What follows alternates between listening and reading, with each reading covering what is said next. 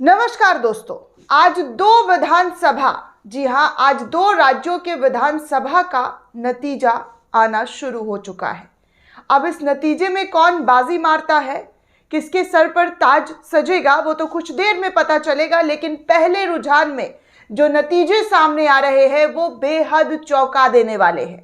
ध्यान रहे दोस्तों, ये पोस्टल बैलेट से, जी हाँ, ये पोस्टल बैलेट वाली मतगणना है जिसका अभी गिनती शुरू हो चुका है।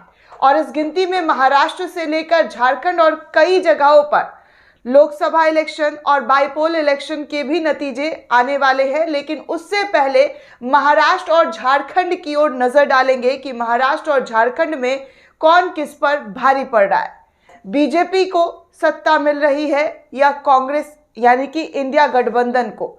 इन दोनों के बीच महाराष्ट्र और झारखंड में कांटे की टक्कर वाली लड़ाई देखने सुनने को मिली। क्या कुछ नहीं हुआ इन लड़ाइयों, इन चुनावों के दौरान कितने भाषण नहीं दिए गए, मुसलमानों को टारगेट नहीं किया गया कि मंदिर मस्जिद का मुद्दा नहीं उठाया गया। हर तरीके से इस चुनाव को जीतने की कोशिश की गई। लेकिन फाइनली आज वो दिन आ गया जब वोटिंग की गिनती शुरू हो गई है। और वोटिंग की गिनती में कौन आगे बढ़ रहा है और कौन पीछे जा रहा है, ये सबसे पहले आपको बताना चाहूंगी कि क्या हो रहा और किस तरीके से महाराष्ट्र में इस वक्त बताया जा रहा है कि 288 सीटों पर इलेक्शन हुआ था महाराष्ट्र के अंदर।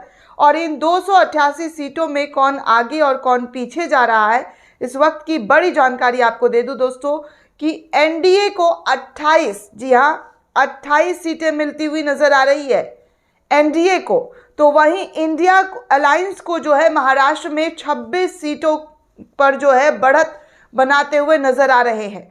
अदर्स को 4 सीटें दिखाई दे रही है। वहीं महाराष्ट्र की अगर बात करें तो अब एनडीए जो है वो पिछड़ती हुई नजर आ रही है दोस्तों। पहले रुझान की बात करिए, ये शुरुआती रुझान है। शुरुआती रुझान में कौन आगे बढ़ रहा है ये देखिए। एनडीए को जो है इस वक्त दोस्तों महाराष्ट्र में अब 35 सीटें, जी हाँ 35 सीटें मिलती हुई नजर आ रही है। तो इंडिया अलायंस को 38 सीट्स जो है वो बढ़त बनाए हुए हैं। अदर्स की बात करें तो 4 सीट्स पर अन्य को जो है वो दिखाया जा रहा है।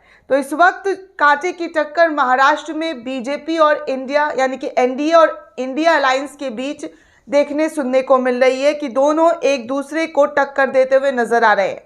वहीं आगे बढ़े तो आपको बता दें कि एनडीए इस वक्त 35 सीटों पर ही अटकी हुई है और इंडिया अलायंस जो है वो 38 सीटों पर बढ़त बनाए हुए।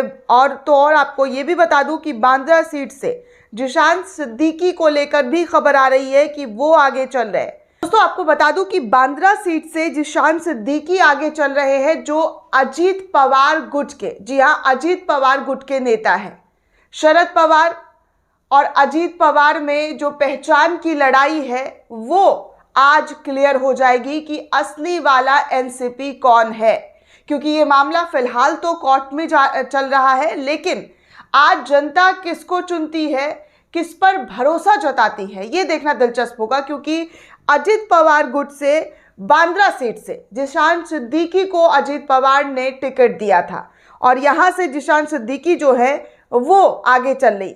वहीं आपको बता दूं कि वायनाड से, जहां पर राहुल गांधी का जो संसदीय क्षेत्र था, जिस सीट को राहुल गांधी ने छोड़ा था लोकसभा चुनाव जीतने के बाद, क्योंकि 2 जगह से उन्होंने चुनाव जीता था, रायबरेली से और वायनाड से, तो उनको एक सीट छोड़ना था और एक सीट उन्होंने वायनाड की छोड़ी थी जहां से उन्होंने अपनी बहन प्रियंका गांधी को, जी हाँ, प्रियंका गांधी को जो है वो सीट सौंपा था। और इसके लिए भी पुरजोर तरीके की लड़ाई जो है केरला के अंदर देखने सुनने को मिली थी। और अब जो नतीजे आ रहे हैं वायनाड से वो ये है कि प्रियंका गांधी इस वक्त वहां से आगे चलते हुए दिखाई दे रही हैं। इस वक्त की बड़ी जानकारी आपको दे रही हूँ दोस्तों कि वायनाड से प्रियंका गांधी जो है वो बढ़त बनाई हुई है और बीजेपी के जो कैंडिडेट है यहाँ पर उनका कोई भी नामो निशान नजर नहीं आ रहा है।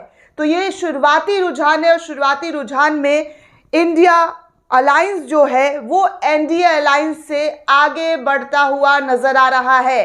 पोस्टल बैलेट की गिनती में इस वक्त इंडिया अलायंस जो है महाराष्ट्र में आगे बढ़त बनाया हुआ है, तो वहीं एनडीए जो है वो कांटे की टक्कर यानी कि थोड़ी सी पीछे चल रही है।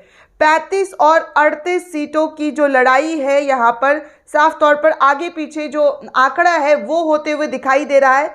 फिलहाल आगे क्या होता है अभी तो और भी वक्त है, अभी दिन निकलना शुरू हुआ है और उसके बाद क्या होता है ये देखना दिलचस्प होगा। दोस्तों, इस पूरी रिपोर्ट को लेकर आप क्या सोचते हैं, आपकी क्या प्रतिक्रिया है, हमें कमेंट करके ज़रूर बताइएगा। साथ ही साथ चैनल को ज़्यादा से ज़्यादा लाइक, शेयर और सब्सक्राइब करना बिल्कुल भी ना भूलें।